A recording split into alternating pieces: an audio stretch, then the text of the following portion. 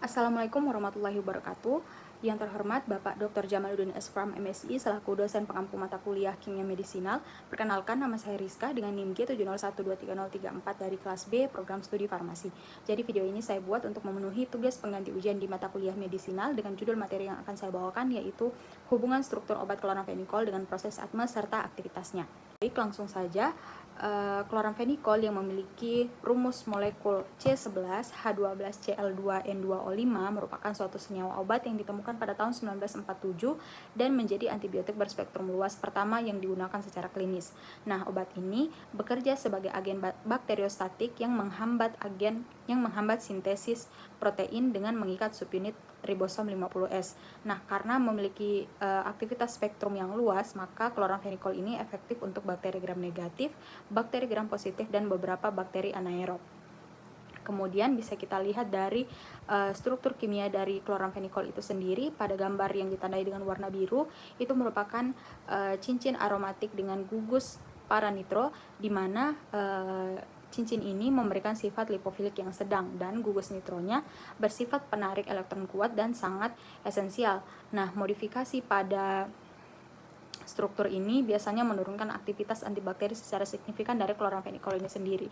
Kemudian pada gambar yang ditandai dengan warna hijau itu merupakan rantai propandiol atau dua gugus alkohol primer dan juga sekunder, di mana kedua gugus hidroksil ini memungkinkan molekul itu membentuk ikatan hidrogen baik intramolekul maupun dengan target biologisnya.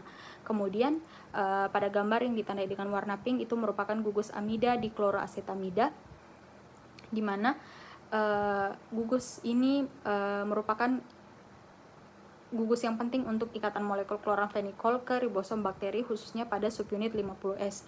Nah, ketika dilakukan variasi atau perubahan pada gugus ini, maka akan menyebabkan hilangnya aktivitas dari kloramfenikol. Kemudian pada gambar juga ditandai dengan lingkaran kuning ini, itu merupakan dua karbon kiral C1 dan C2, di mana karbon 1 itu akan mengikat alkohol sekunder dan karbon 2 akan mengikat rantai amida.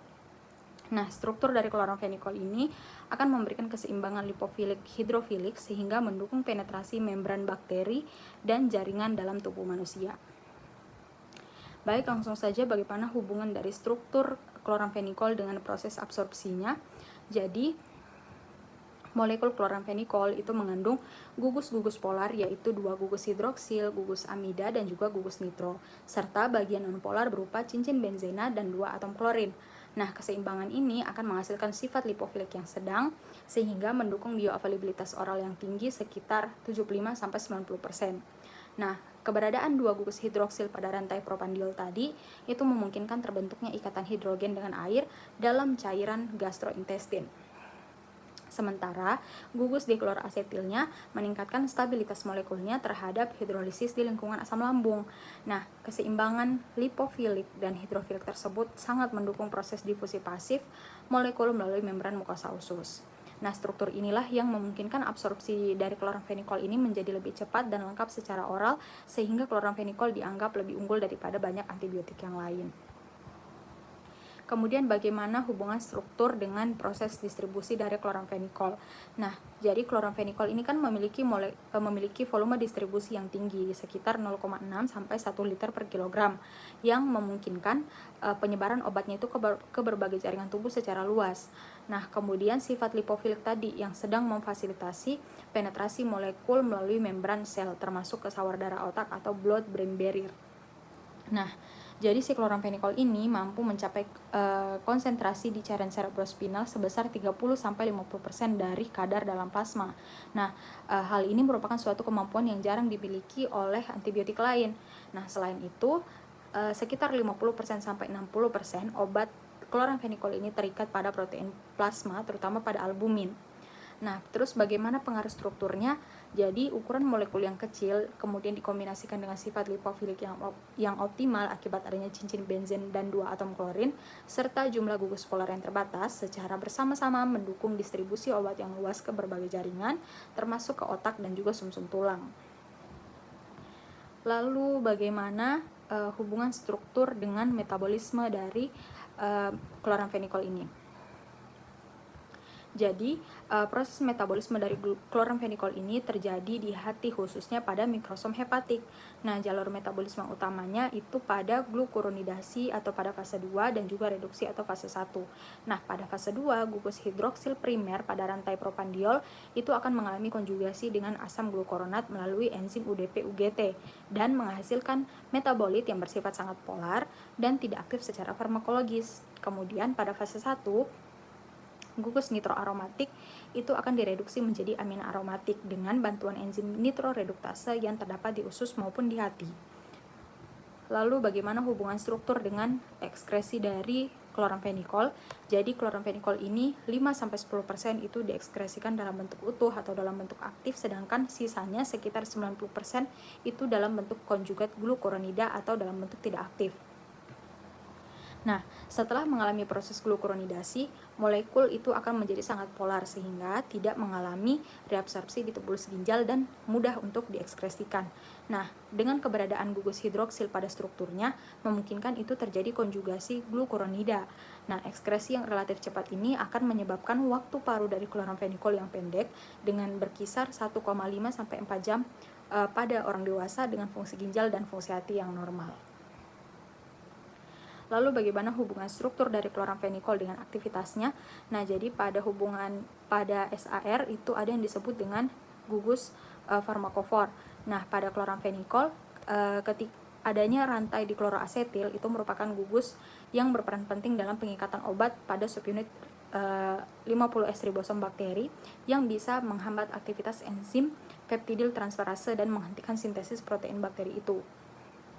Kemudian ada konfigurasi TREO, di mana orientasi stereokimia 3 dimensi yang sangat spesifik itu diperlukan supaya molekul itu dapat berikatan secara tepat dengan situs targetnya pada ribosom.